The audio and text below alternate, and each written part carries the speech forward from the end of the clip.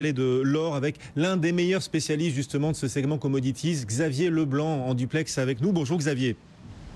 Bonjour Guillaume. Vous êtes le directeur général délégué de Prime Finance. Évidemment, ce qui rend les marchés très méfiants, très volatiles, c'est cette chute des cours des matières premières qui impressionne les investisseurs. Les cours du pétrole notamment ont chuté de 60% en quelques mois. Alors si vous voulez bien, on va démarrer justement avec l'or noir. Qu'est-ce qui pourrait, d'après vous, enrayer cette chute des cours du pétrole et pourquoi pas permettre un rebond? Qu'est-ce qui, dans les scénarios crédibles, pourrait permettre ce rebond du pétrole? En ce moment, pour être honnête, on a du mal à les trouver. La première, ça serait qu'on ait un vrai retour de la demande. On imagine mal avoir un retour de la demande quasi immédiat.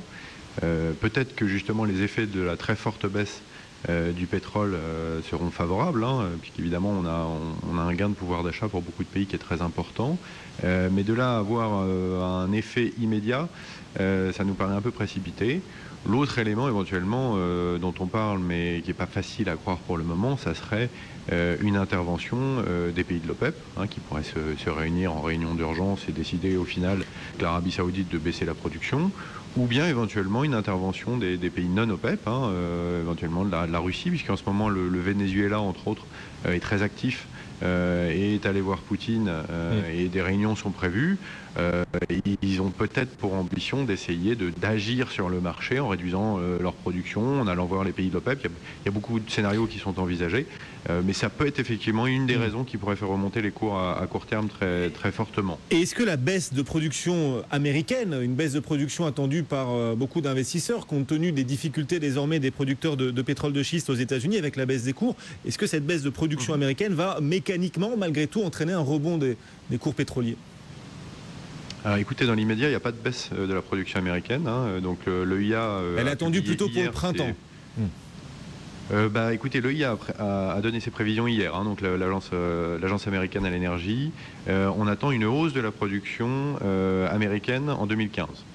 Donc quelque chose comme plus de 600 000 barils. On va attendre un record jamais vu aux États-Unis en termes de production.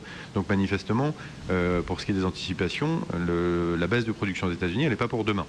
On a ce qu'on observe là depuis quelques jours, c'est une baisse on va dire des forages aux États-Unis. Alors est-ce que ça va être confirmé? C'est difficile à savoir, mais en même temps, on a une production qui est toujours en hausse. Donc il faut bien voir que les puits qui ont été forés aujourd'hui donnent énormément, et donc on a du pétrole aux États-Unis, ça manifestement. Alors effectivement, les cours vont avoir un effet mécanique, en particulier sur l'investissement, on en parle beaucoup, et donc à terme, on aura éventuellement des difficultés à produire. Mais dans l'immédiat, c'est pas du tout le cas. Là, on a vraiment une surproduction. D'ailleurs, elle est quasi généralisée. Donc une des raisons, effectivement, ça serait de réduire cette production. Pour l'instant, je crois que c'est le ministre du pétrole du Koweït qui estime qu'il y a à peu près 2 millions de barils en trop sur le marché. Donc 2 millions de barils, pour les enlever, c'est pas évident, même avec un accident géopolitique ou bien une baisse de la Libye, on va pas combler ce gap immédiatement. Donc peu de raisons, en tout cas fondamentales, qui pourraient expliquer un rebond très, très rapide. On a eu un petit rebond, là, on l'a observé là, ces derniers jours, et il n'a pas duré très longtemps.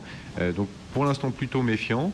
Je vous dis, on peut toujours avoir un élément ou un événement avec un ensemble d'acteurs qui décident de baisser leur production. Mais l'Arabie Saoudite n'a aucune raison de le faire maintenant.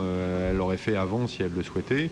Son objectif nous paraît relativement clair, c'est quand même de rester concurrentiel sur le marché, en particulier par rapport aux États-Unis et à leur pétrole de schiste.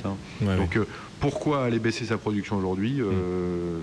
En tout cas, nous, on ne voit pas de raison immédiate. Alors, il y a le pétrole qui recule, et vous nous disiez, il y a peu de scénarios à venir qui pourraient entraîner un rebond de ces cours du pétrole. Si on regarde les autres matières premières, on est aussi sur une chute, notamment du cuivre, qui a des plus bas de plusieurs années, chute des cours du plomb également, du nickel. Qu'est-ce que ça nous dit, cette chute des différentes matières premières, sur l'état de l'économie? Comment interprétez-vous ce mouvement quasi général? Alors bon, il y a plusieurs éléments. Il est évident que le dollar a eu un impact qui est non négligeable, puisque la plupart des matières premières sont échangées en dollars, donc son appréciation pèse sur les cours. Le prix du pétrole et sa baisse mécaniquement également doivent réduire les cours de la plupart des producteurs, et donc on peut estimer qu'ils ont un peu de marge, et donc que les prix peuvent baisser. Après, on a des éléments techniques, hein. Les marchés ont quand même beaucoup souffert et on a une ambiance un peu anxiogène du fait de la baisse du pétrole. Donc tout ça a pesé mécaniquement. Vous soulignez le cuivre, on a atteint, je crois, un plus bas quasiment de 6 ans, hein, un peu comme le pétrole. Donc c'est vrai que l'indication que ça donne, et on en a déjà parlé, mais ça fait déjà un moment, hein, le prix des matières premières ne fait que corriger depuis plusieurs mois, voire plusieurs années maintenant. C'est un indicateur qui n'est pas très positif, hein. Ça montre qu'on a une dynamique de l'économie qui est pas bonne. La croissance n'a pas l'air d'être au rendez-vous, hein. Alors il va falloir lutter contre ça, et c'est vrai que c'est un élément qui est assez déflationniste de manière générale. Et du coup, c'est une question que nous envoie un de nos auditeurs, c'est Bertrand. Il nous écrit sur notre site bfmbusiness.com. Il nous demande, Bertrand, si face à la chute des cours des matières premières, face à la volatilité des marchés, l'annonce surprise hier matin de la Banque nationale suisse, est-ce que face à cet environnement, il faut privilégier la valeur refuge par excellence, à savoir l'or? Est-ce qu'il faut acheter de l'or au cours actuel, Xavier? Alors, c'est difficile toujours de donner les conseils d'investissement exacts, mais c'est vrai que le cours de l'or s'est quand même bien stabilisé, hein, depuis plusieurs mois. On a l'impression qu'on a fait un plancher. Ces derniers temps, il a tendance à remonter, et étonnamment avec un dollar qui, lui, s'apprécie. Alors que souvent, vous savez que ils ont tendance à évoluer dans le sens inverse. Donc, c'est plutôt un élément très favorable, c'est vrai, au cours de l'or. Il est en hausse depuis le début de l'année. Il est quasiment et à l'équilibre sur 2014. Il s'est beaucoup apprécié si on n'était pas couvert en 2014 du fait de l'appréciation du dollar. Donc oui, ça a l'air de revenir à un actif qui avait été clairement délaissé, un actif qui rassure. Même s'il n'y a pas d'inflation, on dit souvent qu'il faut acheter de l'or quand il y a un risque d'inflation. Là, on est dans le risque inverse, on est plus dans un risque de déflation.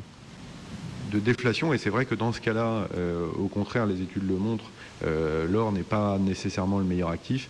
Là, je crois que c'est surtout la défiance qu'on a vis-à-vis des monnaies qui est en train de s'installer. Les banques centrales sont à la manœuvre, on le sait.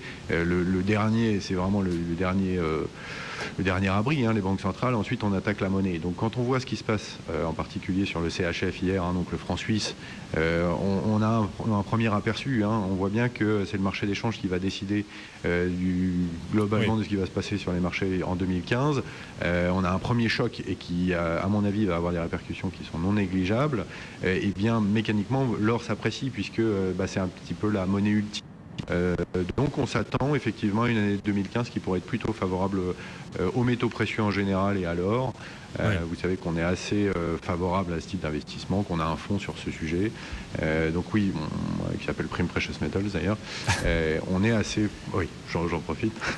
On est assez porté sur l'or face à la volatilité des devises, notamment qu'on est en train de vivre. On va y revenir très très longuement, hein, sur l'explosion à la hausse du franc suisse. Le franc suisse en ce moment encore à parité face à l'euro. Merci beaucoup Xavier Leblanc en direct depuis Prime Finance. Le CAC 40, moins 0,09, on est à l'étal, hein, 4310.